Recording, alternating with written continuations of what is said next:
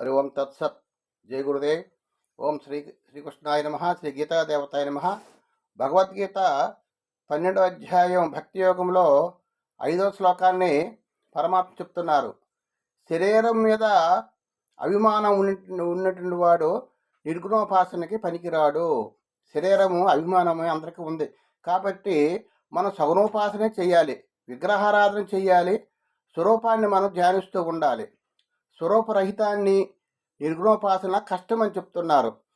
క్లేశోధికతరిస్తేషాం అవ్యక్తాసక్త చేతసాం అవ్యక్తా హి గతి దుఃఖం దేహవద్భిరవాప్యతే. సచ్చిదానంద ఘన నిరాకార పరబ్రహ్మమునందు ఆసక్త చిత్తులైన వారు తత్ప్రాప్తికై చేయు సాధన మిక్కిలి శ్రమతో కూడినది. ఏలనగా దేహాభిమానులకు అవ్యక్త పరబ్రహ్మ ప్రాప్తి కష్టసాధ్యమే. మనము సాధన చేస్తూ ఉంటాం, భగవంతుని మనం ధ్యానిస్తూ ఉంటాం. కానీ మొట్టమొదటి ఏం చేయాలంటే ధ్యానం చేసేటప్పుడు ఒక రూపాన్ని మనం చూసుకోవాలి. గురు స్వరూపాన్ని. ధ్యానమూలం గురోర్మూర్తి అన్నారు.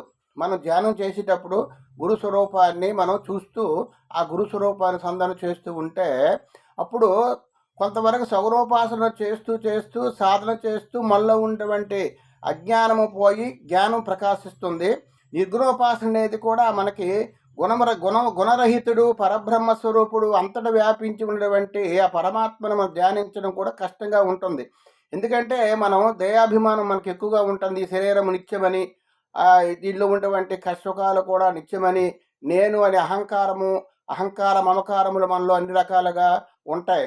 నేను కామ క్రోధ లోభ మోహ మదమత్సర్యాలతో కూడుకొని మనం ఉన్నాం.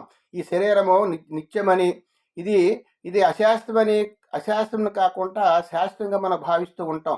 అటువంటి వారికి నిర్గుణోపాసన కష్టతరంగా ఉంటుంది. కాబట్టి మనం చేయవలసిందంటే విగ్రహారాధన చేస్తూ ఒక స్వరూపాన్ని మనం పెట్టుని సగుణోపాసన చేస్తూ అలాగ సాధన చేస్తూ మనలో ఉండవంటే అజ్ఞాన గ్రంథులు నశించి జ్ఞానం ప్రకాశిస్తుంది. కాబట్టి మనం భగవంతుడి తాలూకా అంశముగా భావించి, ఆయన తాలూకా స్వరూపంగా భావించి, పరమాత్మ తాలూకా అంశముగా భావించి నిరంతరము దాసానుదాసులై ఆయన చెందినవాడిని, నేను భగవంతుని చెందినవాడిని, భగవంతుడి తాలూకా అంశమే అని నిరంతరం కూడా భగవన్నామస్మరణ చేస్తూ భగవన్నామస్మరణ చేయడం వల్ల మనలో ఉండబడే అజ్ఞానము పోయి జ్ఞానం ప్రకాశిస్తుంది. కాబట్టి మొట్టమొదట మన నిర్గుణోపాసన కష్టం కాబట్టి సగుణోపాసన చేయడానికి మనం ప్రయత్నం చేయాలని పరమాత్మ చెప్తున్నారు. హరి ఓం తత్సత్. జై గురుదేవ్. సర్వే